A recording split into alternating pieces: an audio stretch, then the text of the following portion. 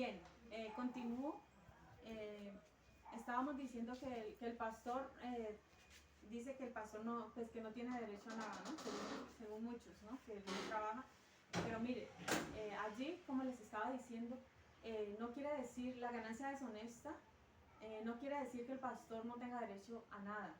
Mire, nosotros como pastores servimos voluntariamente, nosotros servimos con amor, con alegría y estamos dispuestos a dar de lo nuestro. Por ejemplo, en mi casa, mire, las cosas de muchos pastores que guardan objetos de la iglesia, guardan baffles, guardan sillas, guardan mesas, cosas de la iglesia que a veces no hay donde ponerlas y nosotros como pastores muchas veces estamos dispuestos a sacrificar nuestro espacio para traer esas cosas. ¿Por qué? Porque amamos la obra. Si realmente amamos la obra, somos así. Incluso aquí en mi casa, nosotros por mucho tiempo traíamos a los niños y les enseñábamos aquí en la casa porque no había otro espacio. Entonces, mire, cuando uno ama realmente la obra de Dios, no quiere decir de que no tiene derecho a nada, ¿sí? ¿Por qué? Porque uno utiliza su tiempo, uno utiliza las horas, ¿sí? Por ejemplo, en mi caso yo me demoro para preparar un sermón,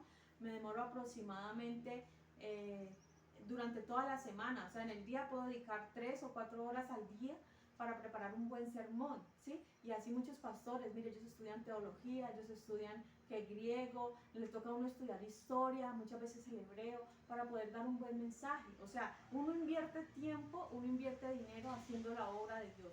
Y muchas veces las demás personas no miran eso. Piensan simplemente que dar un mensaje es hablar, llegar con un micrófono y hablar lo que se me venga a la cabeza, y no es así. Un verdadero pastor ha dedicado tiempo para estudiar, ha dedicado dinero, porque una carrera de teología es costosa, ¿sí? No se consigue fácilmente, hay que ir o a la universidad o hay seminarios especializados en esto. Entonces, mire que realmente el pastor sí merece su salario, ¿no? Él dice que el obrero dice la palabra, el obrero es digno de su salario. Pero cuando uno trabaja en otra cosa, uno antes aporta, ¿sí? En nuestro caso, por mucho tiempo aportamos antes en la obra de Dios. No quiere decir que si uno, por ejemplo, lo invitan a predicar a un lugar, uno está pues pensando a ver cuánto me van a dar, cuánto. No, hay muchos lugares donde ni siquiera a veces le ofrecen ni siquiera un vaso de agua, ¿sí? Pero uno lo hace porque por amor a la obra de Dios. Uno lo hace no porque está sirviendo para que me den, porque lo veo como una fuente de ingresos, o sea, no tengo para cierto gasto, entonces voy a ir donde me invitan a predicar para obtener. No, la predicación del mensaje, la palabra se hace por amor, y Dios es el que provee. Dios nos provee de todas las cosas. ¿A través de quién? A través como Él quiera. O sea, Él lo hace de diferentes maneras.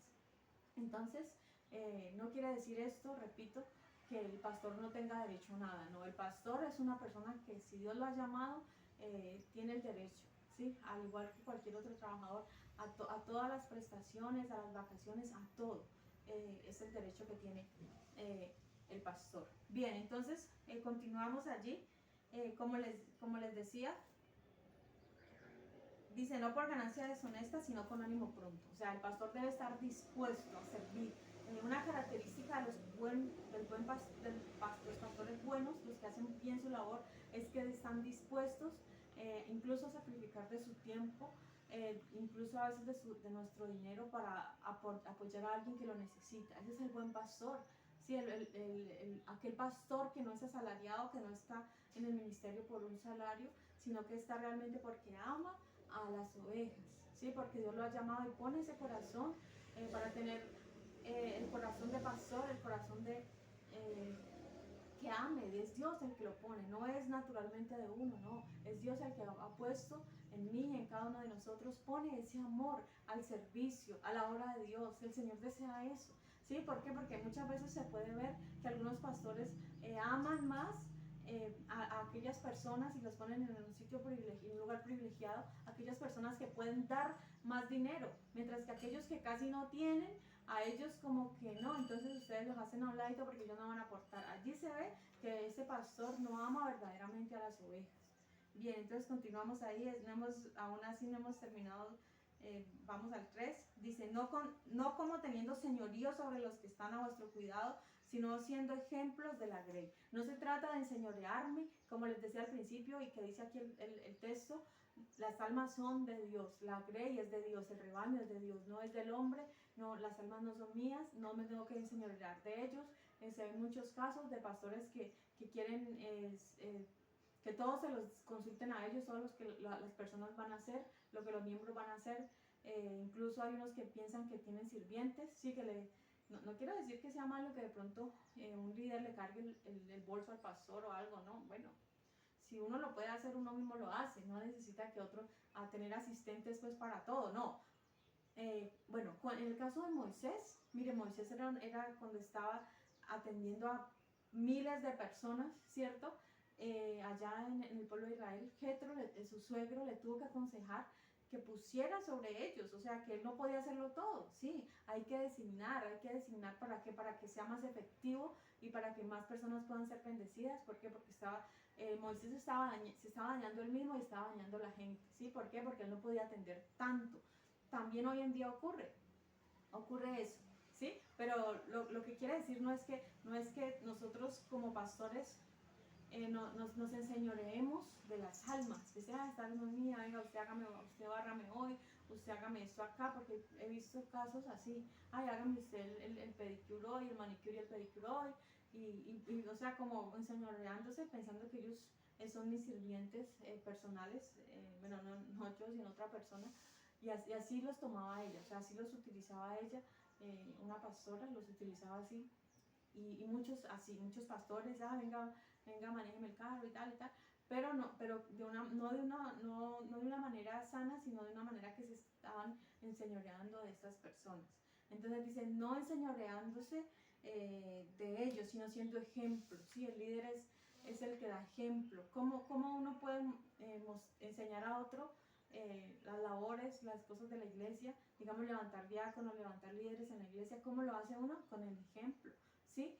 No es, venga, usted haga el aseo, venga usted, o sea, no es mandar así como nombrar, venga, usted haga esto, y no, hay que hacer las cosas, debemos nosotros primeramente hacer las cosas, mostrar con el ejemplo, mire, los líderes normalmente de una iglesia, lo que hace el pastor, así de esa manera es como ellos hablan, incluso la forma de orar, uno escucha a un líder orando, aquí me ha pasado, y oran como es el pastor, así de la misma manera que el pastor ora, ellos oran, bueno, tratan de imitar ciertas cosas. ¿Por qué? Porque el pastor es el ejemplo, ¿sí? El pastor es el ejemplo a seguir. Entonces, qué bueno que nosotros demos buen ejemplo como pastores a los líderes, que ellos miren con el ejemplo la humildad, ¿no? Allí más adelantico nos va a hablar de eso, ¿no? De la humildad.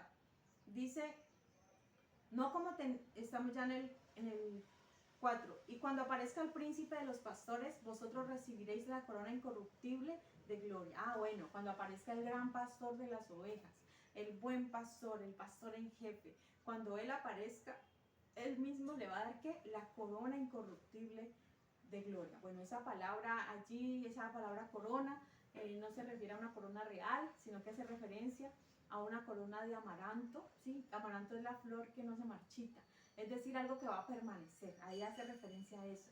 Esta corona se da a los conquistadores, ¿sí? Entonces ahí se refiere a eso. Y no quiere decir que solamente la corona va a ser para los pastores. Bueno, la Biblia nos habla aproximadamente, creo que son 7 coronas que nos habla la Biblia, dice la corona de la vida, hay corona para los mártires, hay corona para los que aman su venida, para el que permanezca, para el que es fiel hasta la muerte, ¿cierto? O sea, hay muchas coronas para cada cristiano, son recompensa, pero aquí especialmente nos está hablando de la corona de gloria. ¿Para quién? Para los pastores, para aquellos que pastorearon la grey con amor, que lo hicieron con amor para el Señor, que entregaron, e incluso muchos pastores entregaron su vida por la causa, ¿sí? Por la causa de Cristo, por amor al rebaño, muchos lo hicieron. Así como la gallina, se me viene esa imagen a la mente, ¿no? La gallina que protege a los polluelos, así mismo es el pastor que está comprometido con el rebaño, que ama al rebaño. O sea, si es necesario darle, lo que dice, ¿no? El buen pastor, su vida da por las ovejas. O sea, si es necesario incluso dar la vida.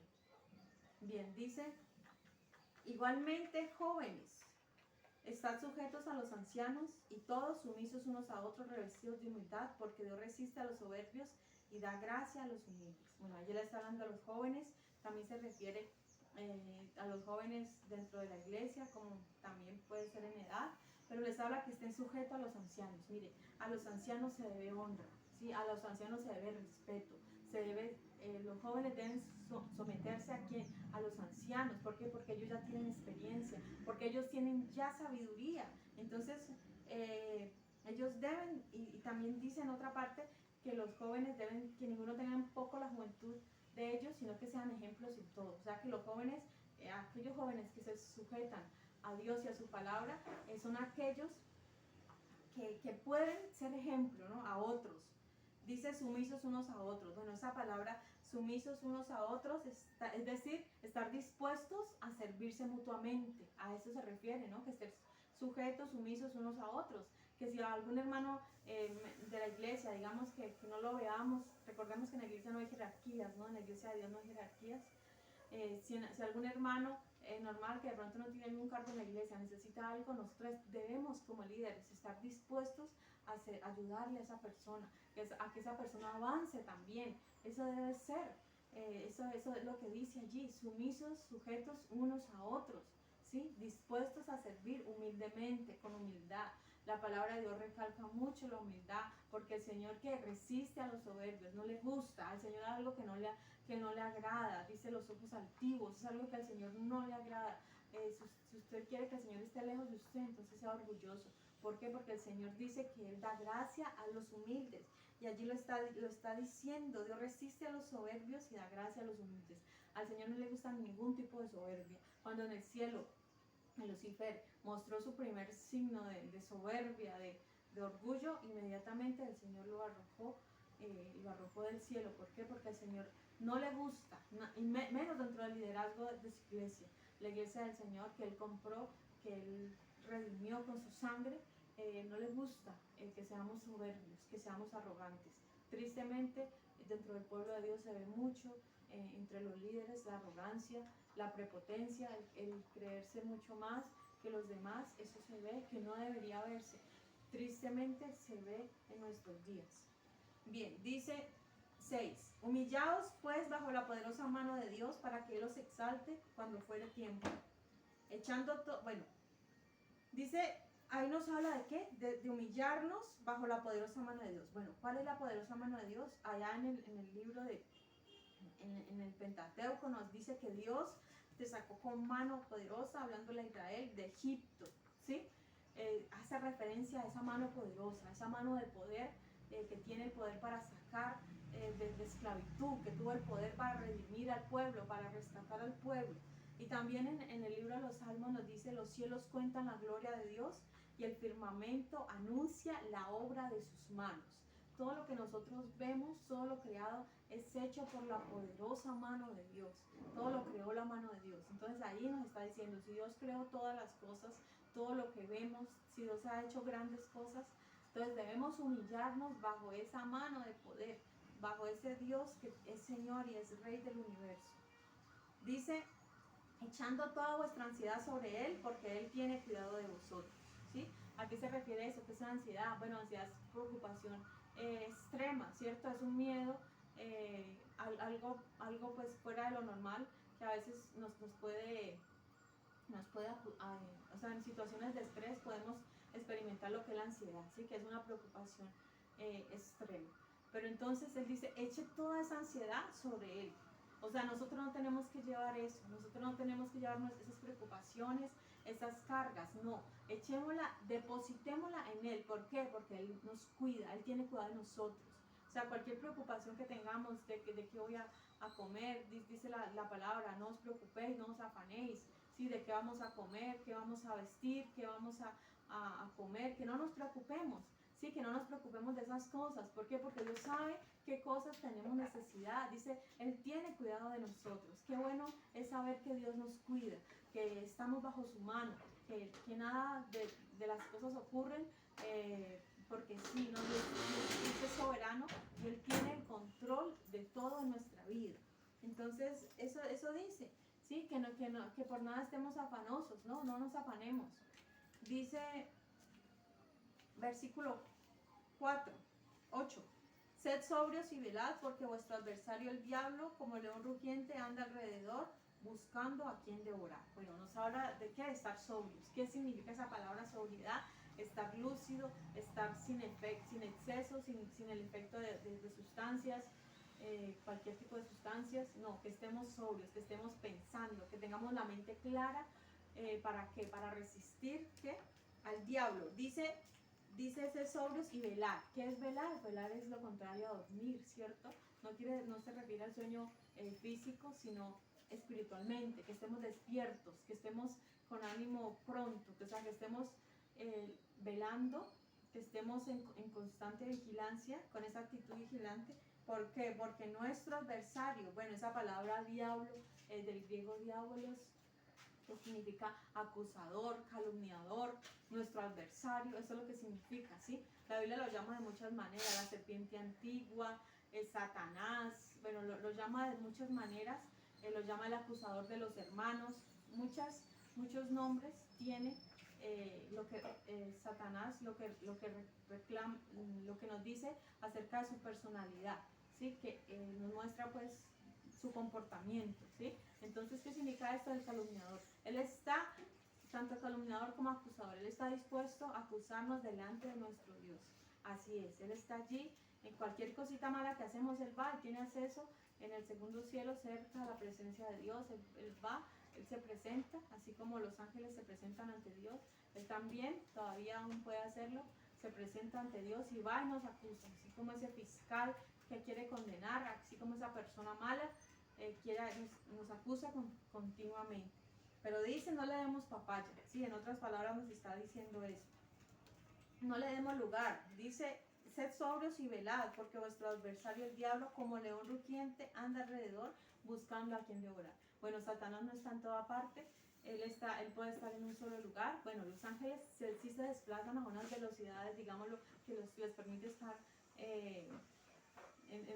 bueno, no en toda parte, pero sí al ser tan rápidos pueden estar hoy acá, en un ratico pueden estar en otro país, por decirlo así.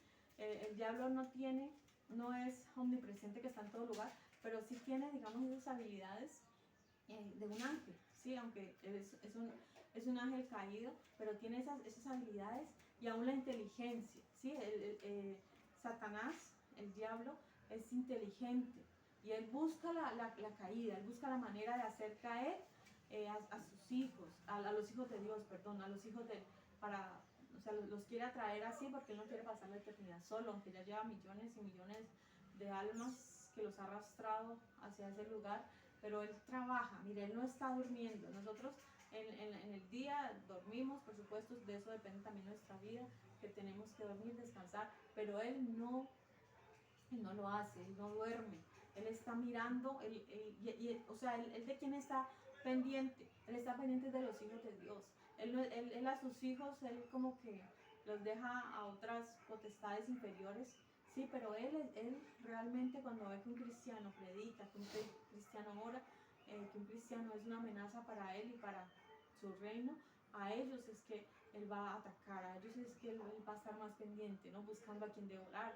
Se escucha por eso muchas veces la caída de ciertos pastores, que cayó en adulterio, aquel pastor famoso, o sea, él está buscando la caída de estos ministros. ¿Por qué? Porque sabe que si se hiere al pastor, las ovejas se dispersan, ¿no? Y eso es lo que él quiere, ¿no? Él no solo no quiere atacar, digamos, a un cristiano normalito, sino que quiere atacar a aquellos que llevan consigo muchas ovejas, y que si cae uno de esos, muchos van a también a dispersarse.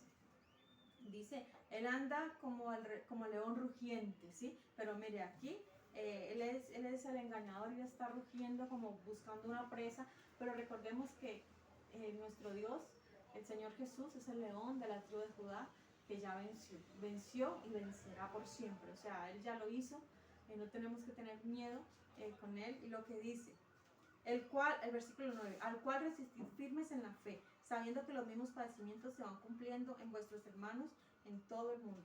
Bueno, ahí no dice que huyamos del diablo, que si el diablo viene le salgamos corriendo, no, al diablo no hay que huirle, no hay que correr, sino que resistir.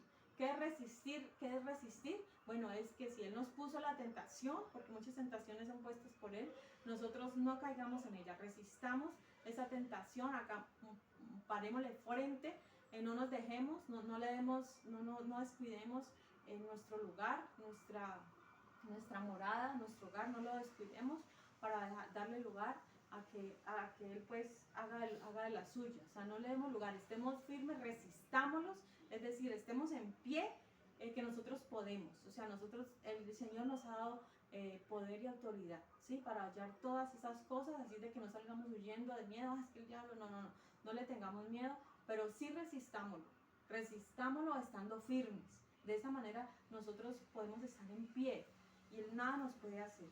Dice, sabiendo que los mismos padecimientos se van cumpliendo en vuestros hermanos en todo el mundo. O sea, no sufrimos solos, como cristianos sufrimos, todo el mundo sufre, ¿cierto? Todas las personas tienen problemas, pero como cristianos sabemos que tenemos más enemigos, ¿cierto? Tenemos más enemigos que dice que nuestra lucha no es contra sangre y carne, sino contra principados, potestades. Bueno, esos son nuestros enemigos naturales que tenemos.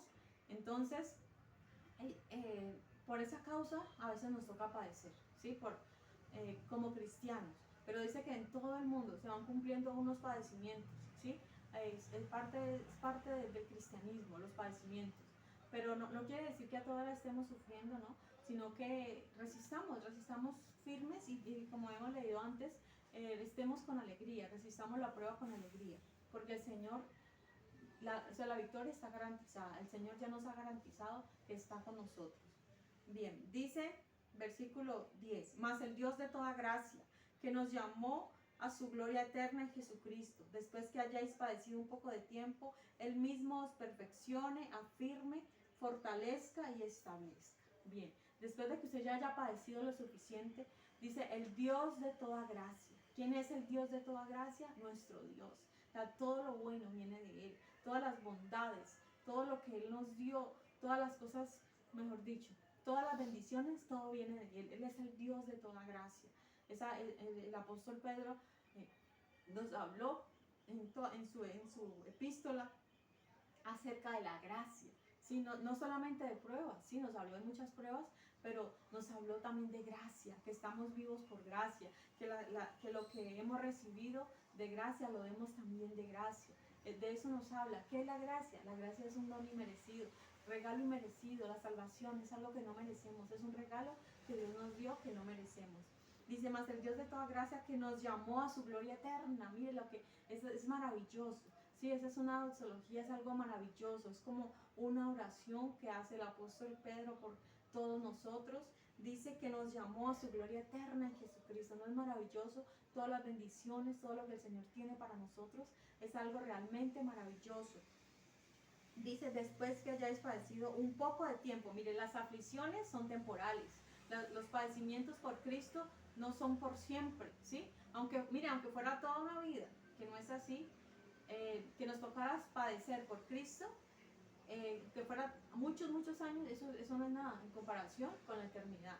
Dice, por poco tiempo, es por breve tiempo. Dice, Él mismo os perfeccione. Aquel que la buena obra empezó en cada uno de nosotros, Él la va a terminar. Él mismo os perfeccione, Él os afirme, fortalezca y establezca. 4 cosas que el Señor va a hacer en cada uno de nosotros. Primero, ¿cuál es? Nos va a perfeccionar. Luego, ¿qué va a hacer? Nos va a afirmar. Dice, fortalezca y establezca. Nos va a fortalecer, nos va a establecer. O sea, quien nos ha establecido es Dios. El que nos fortalece es Dios. El que nos afirma es Dios. El que nos perfecciona es Dios. Dios es el que hace su obra. Estamos en la mano de Dios. Estamos como sus hijos, como su pueblo. Es algo maravilloso. Nos habla del Dios de toda gracia. Él es el que hace la buena obra. Dice, a Él sea la gloria y el imperio por los siglos de los siglos. Amén. A Él, a Jesucristo, sí, a aquel que murió y resucitó. A Él sea la gloria, a Él sea el imperio. Mire, toda la gloria pertenece solo a Él. La gloria no es del hombre. No daré mi vida a nadie más que a Él.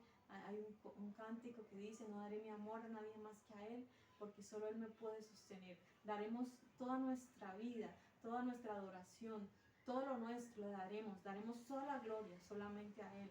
Te doy gloria. Sí, hay muchas canciones, adoraciones que nos hablan de dar la gloria solo al que le pertenece. A Él sea la gloria y el imperio, es decir, el poderío. A Él sea por siempre, el dominio, ¿cierto? Todo poder, dice, toda potestad me es dada, dijo el Señor Jesús, en los cielos y en la tierra. Todo poder le pertenece a Él sea la gloria, a Él sea el imperio, por los siglos de los siglos, amén. Esta adoración muy bonita que dice más el Dios de toda gracia, que nos llama a su gloria eterna, os perfeccione y afirme, fortalezca y establezca. A Él sea la gloria y el imperio, el poder y la majestad por los siglos de los siglos. A Él debemos rendir nuestra vida. ¿Por qué? Porque Él nos amó, porque Él nos salvó y nos rescató de nuestros pecados, a Jesucristo, el que merece todo. Por Él y para Él fueron hechas todas las cosas. Bien, hasta aquí llega la carta en sí.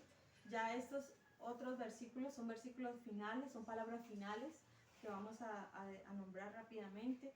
Dice: salutaciones finales por conducto de Silvano, a quien tengo por hermano fiel, os he escrito brevemente, amonestándoos y testificando que esta es la verdadera gracia de Dios en la cual estáis. Bien, ¿quién escribió esto? Bueno, pues Silvano. ¿Quién es Silvano? El mismo Silas que habla la Biblia. Dice: Silvano sería la forma latinizada de Silas. Es el mismo Silas que nos habla en el libro de Hechos, que estaba junto a Pablo, que estuvieron encarcelados. Bueno, es el mismo. Dice: por conducto de Silvano, a quien tengo por hermano fiel. Entonces, qué bueno contar con hermanos, con amigos en Cristo. Dice: os he escrito brevemente, ¿sí? Entonces el apóstol Pedro tuvo pues quien le ayudara a escribir, que fue Silvano. Aquí probablemente fue, o sea, muchos piensan que en estos últimos 3 versículos fue el apóstol Pedro mismo quien lo hubiera escrito esto, hablando pues para terminar su carta. Os he escrito brevemente, bueno, brevemente, 5 capítulos, como lo dividieron. Ya esta división no la hizo el apóstol Pedro ni ninguno de los escritores de la Biblia. Esta división en versículos, en capítulos y los títulos fue puesta mucho después para un mejor orden, como para que pudiéramos, como para una mejor organización, para que nosotros pudiéramos fácilmente encontrar lo que buscamos, ¿sí? Dice: amonestándoos y testificando que esta es la verdadera gracia de Dios en la cual está. Bueno, esa amonestación es decir, es como la exhortación. Bueno, amonestación, allí quiere decir que nos está animando también a que así nos toque padecer por causa de Cristo, lo hagamos con alegría, con amor. Dice: testificando, ¿sí? Está dando testimonio que esta es la verdadera gracia de Dios. ¿Quién lo hace? El apóstol Pedro, que como ya habíamos dicho, él fue testigo de primera mano de la obra de Dios. Dice: en la cual estáis. Qué bueno, amado hermano, que usted y yo estamos en la gracia de Dios. Estamos en su gracia. De ahí nadie nos va a quitar, de ahí nadie nos va a mover.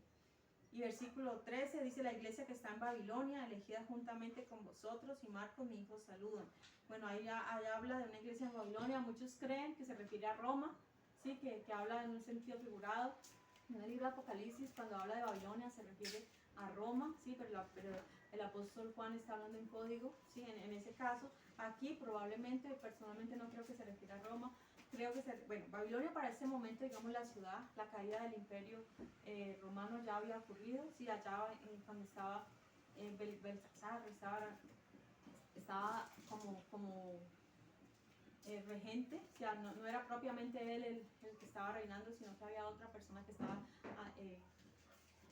en un templo haciendo otras cosas, pero que estaba allí Belsasar, ¿sí? Fue ese momento que escogió las cosas, y bueno, ese fue el día de la caída de Babilonia, ¿sí? Pero de ahí en adelante la ciudad, digamos, no quedó totalmente deshabitada en ese momento, sino que de ahí en adelante sí fue siendo muy despoblada, fue quedando vacía la ciudad de Babilonia. Y en los pero digamos muchos años después siguieron habitando, venían asentamientos, esa Babilonia que está junto al Éufrates, pues, durante el apóstol Pedro estaba, o sea, Babilonia existía como tal, no como imperio, no como ciudad grande, pero sí existía, digamos, habían unas comunidades, unos asentamientos. Entonces yo personalmente pienso que sí se refiere a la Babilonia del Éufrates, ¿sí? a aquella región de forma literal, ¿sí? Elegida juntamente con vosotros, ¿cierto? O sea, todos en Cristo se refieren muchos piensan que se refiere a una persona, ¿cierto? Porque en segunda de Juan También habla de la mujer, la señora elegida, habla como hace como, o sea, la elegida es como la iglesia. Aquí muchos dicen, bueno, también se refiere a una persona, bueno, o se refiere a la ubicación. Dice, juntamente con vosotros y Marcos, mi hijo os saluda. Bueno, ahí habla, Marcos es un título afectivo, ¿cierto? Es un afecto especial, muestra un afecto especial, tal vez porque influyó en su conversión, ¿sí? Porque el apóstol Pedro tal vez influyó en la conversión, se refiere a Juan Marcos, ¿sí? Es el mismo también que hablan allá, que con Pablo, que incluso hubo una pequeña disputa entre ellos, porque a Pablo no le gustó que Juan Marcos los abandonara, y bueno, pero bueno, ahí es ese mismo Juan Marcos, ¿sí? Dice, y Juan Marcos, mi hijo, os saludo. Dice, saludados unos a otros con ósculo de amor. Paz sea con vosotros los que estáis en Jesucristo. Amén. ¿De qué nos dice? Que nos saludemos. Mire, en diferentes países, en diferentes tiempos y culturas, los saludos son diferentes, ¿sí? No podemos decir, bueno, acá se hace de esta manera, hay que hacerlo así. Digamos, cada cultura tiene su manera de saludar, ¿sí? Aquí nos dice que, pero lo que sí sabemos es que esa costumbre ya estaba en la iglesia mucho antes. Dice, saludados unos a otros con ósculo de amor. Ósculo, que es un beso de amor, un beso en la mejilla, ¿cierto? Nos habla de eso, o sea, mostrar esa hermandad, mostrar esa coinonía, mostrar esa comunión que había entre ellos, eso es lo que muestra. Dice, saludados unos a otros con ósculo de amor. El apóstol el apóstol Pablo también lo llama como ósculo santo, que se saluden. Sí, es una buena costumbre que existe hoy en día también todavía. Dice, paz sea con vosotros los que están en Jesucristo. Bueno, ahí utiliza la palabra paz, ¿no? Que todos necesitamos de esa paz cada día, ¿sí? Entonces, qué bueno, ¿no? Que un siervo de Dios nos diga, paz sea con vosotros, ya que tengamos paz. Lo que el Señor desea también en nosotros, que cada día tengamos la paz de Dios, paz en medio de las tormentas, paz en medio de las dificultades. La paz debe estar siempre en nosotros. Además, la paz es también un fruto del Espíritu, ¿sí? El primer fruto del Espíritu es amor, luego gozo, luego paz. O sea, la paz es importante. La paz de Dios, que sobrepasa todo entendimiento, guarde nuestros corazones y nuestros pensamientos en Cristo Jesús. La paz sea con vosotros los que estáis en Jesucristo. Amén. O sea, la paz de Dios está solamente disponible ¿para quién?